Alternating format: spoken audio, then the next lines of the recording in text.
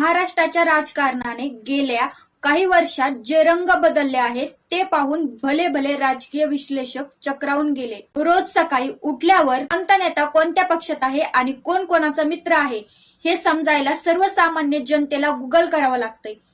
पण या सगळ्या गोंधळात सध्या सोशल मीडिया पासून ते गावाकडच्या चावडीपर्यंत एक वाक्य खूप व्हायरल होतंय. वाक्य आहे, एक वेळस काँग्रेस परवडली ती मोदींना फेस टू फेस नडते पण शरद पवार.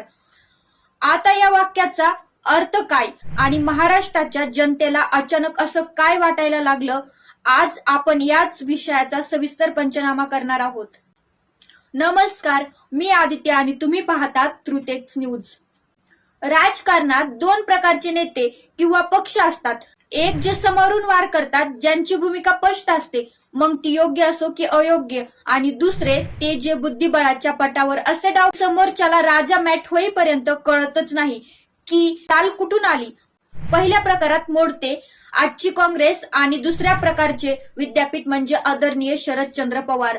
आज आपण या दोन्ही विचारसरणीची तुलना करणार आहोत आणि समजून घेणार आहोत की महाराष्ट्राच्या राजकारणाचा पुढचा प्रवास कोणत्या दिशेने चालत आहे. व्हिडिओ शेवटपर्यंत नक्की बघा, कारण आज आपण पडद्यामागच्या अनेक गोष्टीवरून पडदा उठवणार आहोत. सगळ्यात आधी बोलूयात काँग्रेसबद्दल. गेल्या 10 वर्षात देशात आणि राज्यात काँग्रेसची अवस्था कशीही राहिली असली तरी एक गोष्ट नाकारता येणार नाही, ती म्हणजे काँग्रेसची भाजप आणि पंतप्रधान नरेंद्र मोदीच्या विरोधातील भूमिका. राहुल गांधी असोत, मल्लिकार्जुन खरगे असोत किंवा महाराष्ट्रातील काँग्रेसचे नेते, त्यांची लाईन अगदी क्लिअर आहे. ते भाजपाच्या विचारसरणीला थेट विरोध करतात, संसदेत असो, रस्त्यावर असो की निवडणुकीच्या मैदानात. काँग्रेस मोदींना फेस टू फेस नडताना दिसते. तिथे कोणतीही लपाछपी नसते की पडद्यामागच्या हालचाली नसतात. ते उघडपणे सांगतात की आम्ही भाजपाच्या विरोधात आहोत. जनतेला किंवा मतदाराला हा सरळ हिशोब सोपा वाटतो. जो काँग्रेसचा मतदार आहे त्याला माहिती असतं की आपलं मत कुठे जातंय, संभ्रम नसतो. म्हणूनच अनेकदा राजकीय वर्तुळात लोक म्हणतात की काँग्रेस परवडली, कारण त्यांच्या भूमिकेत दुपट्टीपणा नसतो. शत्रू असले तर तो समोरून उभा आहे, मित्र असेल तर तो सोबत उभा आहे. या सरळ रेषेतील राजकारणामुळे मतदाराला आपला निर्णय घेणं सोपं जातं. पण ही झाली नाण्याची एक बाजू. आता वळूयात नाण्याच्या दुसऱ्या आणि सर्वात रहस्यमय बाजूकडे, म्हणजेच पवार टर्नकडे. शरद पवारांचे रहस्यमय राजकारण.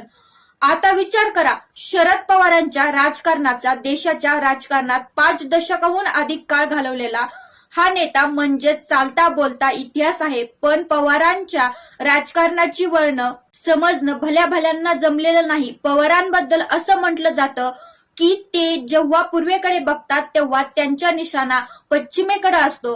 त्यांच्या एकाच वाक्याचे अनेक अर्थ निघू शकतात. आता हेच बघा ना, एका बाजूला पवार साहेब हे देशात आणि राज्यात भाजप विरोधी आघाडीचे मुख्य सूत्रधार मानले जातात. महाविकास आघाडी निर्माण करण्यात त्यांचा सिंहाचा वाटा होता. पण त्याच वेळी भाजपच्या सर्वोच्च नेत्यांशी असणारे त्यांचे वैयक्तिक संबंध आणि त्यांच्या भेटीगाठी नेहमीच चर्चेचा विषय ठरतात. पवारांच्या राजकारणाची काही वैशिष्ट्ये आहेत जी कार्यकर्त्यांना आणि मतदारांना विचार करायला लावतात. पहिली गोष्ट म्हणजे सकाळी विरोधकासोबत बसून भाजप सरकारवर कडक टीका करायची. दुसरी गोष्ट, दुपारी त्याच सरकारच्या नेत्यासोबत एखादा साखर कारखान्याचा किंवा विकास कामाच्या मंचावर एकत्र हसत खेळत बसायचं. तिसरी गोष्ट, जेव्हा मीडिया विचारतो की नक्की चाललंय काय, तेव्हा राजकारणात कोणीही कोणाचा कायमचा शत्रू किंवा मित्र नसतो असं म्हणून एक सूचक हसू द्यायचं. या राजकारणाला काही लोक मुत्सद्दीपणा म्हणतात तर काही लोक याला संधिसाधूपणा म्हणतात. पण यामुळे सर्वसामान्य कार्यकर्ता मात्र नेहमी चक्रावून जातो. आता मागच्या काही वर्षातील महाराष्ट्रातील घडामोडीवर नजर टाका. राष्ट्रवादी काँग्रेसमध्ये झालेली फूट आणि अजित पवारांचे भाजप सोबत जाणे या घटनेनंतर महाराष्ट्राच्या राजकारणाचा सस्पेन्स थ्रिलर चित्रपट झाला. अजित पवार सत्तेत गेले, पण त्यानंतर काका आणि पुतण्यांचा गुप्त भेटींचे सूत्र सुरूच राहिले. कधी पुण्यात कधी मुंबईत उद्योगपतीच्या घरी भेट झाल्या. या भेटीमुळे जनतेच्या मनात एकच प्रश्न निर्माण झाला, हे जे काही सुरू आहे त्यात पवार साहेबांची संमती आहे की नाही, हा प्रश्न आजही अनुवृत्तीत आहे. काही राजकीय विश्लेषकांच्या म्हणणे आहे की पवारांची पॉवर गेम आहे, ज्यामध्ये एक गट सत्तेत राहून काम करून घेतोय आणि दुसरा गट विरोधात राहून सहानुभूती मिळवतोय. म्हणजेच काहीही झाले तरी सत्तेची चावी एकाच घरात राहणार. या उलट काँग्रेसमध्ये जेव्हा जेव्हा बंडखोरी होते तेव्हा तेव्हा नेते थेट पक्ष सोडून भाजपमध्ये जातात. तिथे चित्र स्पष्ट होते की हा नेता आता आमचा राहिला नाही.